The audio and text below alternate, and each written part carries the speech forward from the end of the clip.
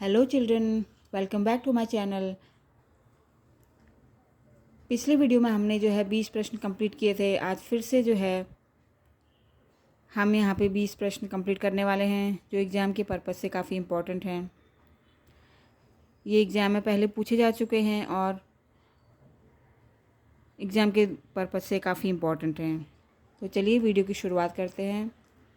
आज का हमारा पहला प्रश्न है, भारतीय दर्शन के 3 मूलभूत ग्रंथों को क्या कहते हैं?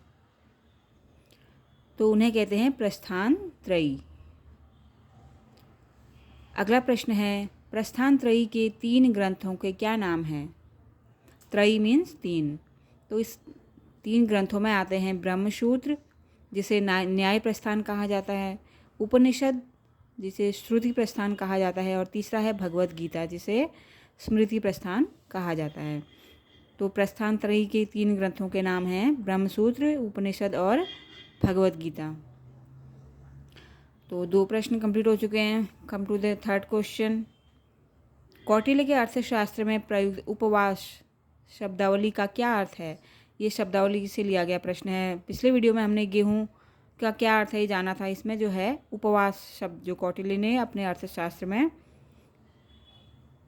यूज किया है। तो इस उपवास को कहते हैं काश्तकार, यानी कि किराएदार जो दूसरे की भूमि पर काम करते हैं।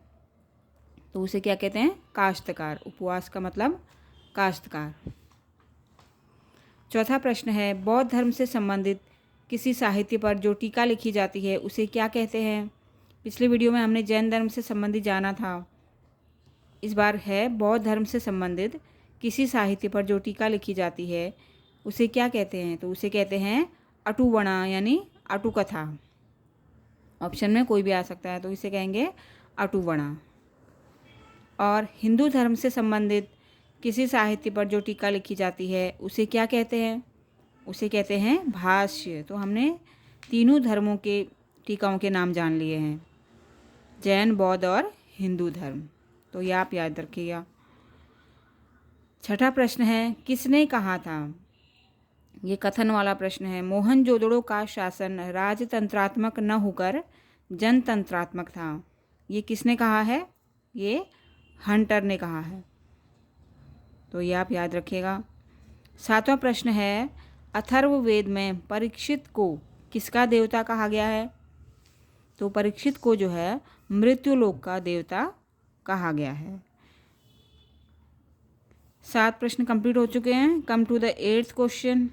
ये है संस्कारों का क्रोनोलॉजिकल ऑर्डर। जो हमारे 16 संस्कार हैं उनमें से कुछ संस्कारों के नाम दिए गए हैं, इनको क्रोनोलॉजिकल ऑर्डर में प्लेस करना है। तो ये हैं नामकरण, जातकर्म, अन्नप्राशन, चूड़ाकर्म और निष्क्रमण। तो पहले क्या आएगा? ये देखिए, पहले आएगा जातकर्म। ठीक है, ये जन्म के समय होता है, जन्म के समय का कर्म है। उसके बाद है नामकरण, नाम रखने का संस्कार।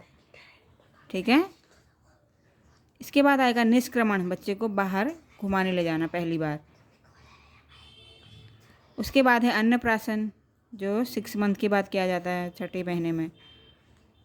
और फिर है चूड़ाकर्म, यानी कि मुंडन। तो आंसर विल बी 2 1 4 5 3, यानी कि जातकर्म, नामकरण, निष्क्रमण, अन्नप्राशन और लास्ट में आएगा चूड़ाकर्म। 9वां प्रश्न है, किस गणराज्य के शासकों ने बुद्ध के लिए महावन में प्रसिद्ध कुटाग्रशाला का निर्माण करवाया था? ठीक है, तो इसका उत्तर है लिच्छवी। लिच्छवी गणराज्य के शासकों ने बुद्ध के लिए महावन में प्रसिद्ध कुटाग्रशाला का निर्माण करवाया था।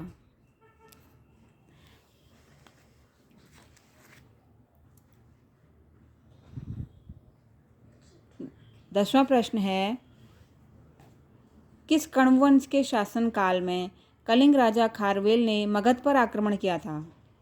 किसके शासनकाल में किया था?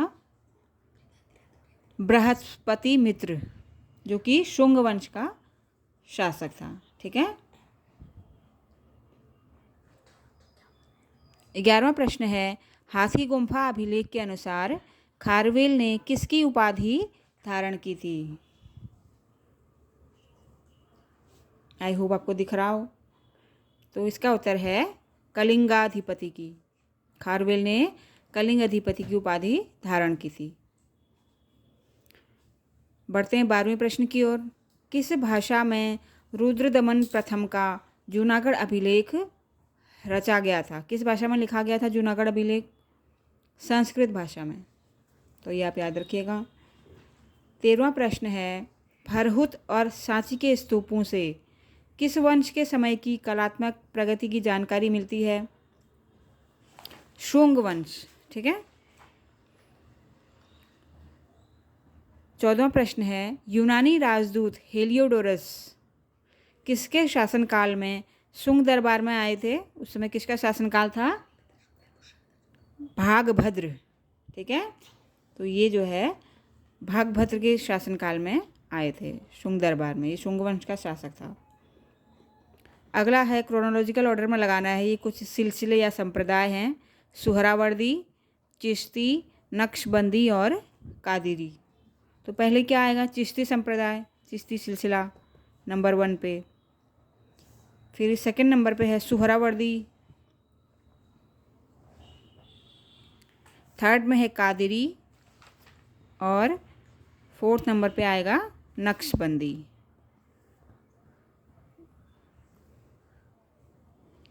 इसका मैंने एक शॉर्ट वीडियो भी बनाया हुआ है, उसमें सारे संप्रदायों और उनके प्रवर्तकों के नाम दिए गए हैं, आप जाके देख सकते हैं। 16वां प्रश्न है, वेनसांग ने पल्लव वंश के किस शासक के शासनकाल में कांची का भ्रमण किया था? तो ये एक यात्री थे वेनसांग। ठीक है। ये पल्लव वंश के शासनकाल में आए थे कांची भ्रमण करने। तो किसके शासनकाल था उस वक्त? नरसिंह वर्मन प्रथम का। अगला प्रश्न है, धोई। धोई एक कवि हैं, सेन वंश के किस शासक के राजकवि थे? तो इसका उत्तर है लक्ष्मण सेन। ठीक है। 18वां प्रश्न है, उपयोगितावाद का सिद्धांत किसने प्रतिपादित किया था? तो इसका उत्तर होगा जेरेमी बेंथम ने।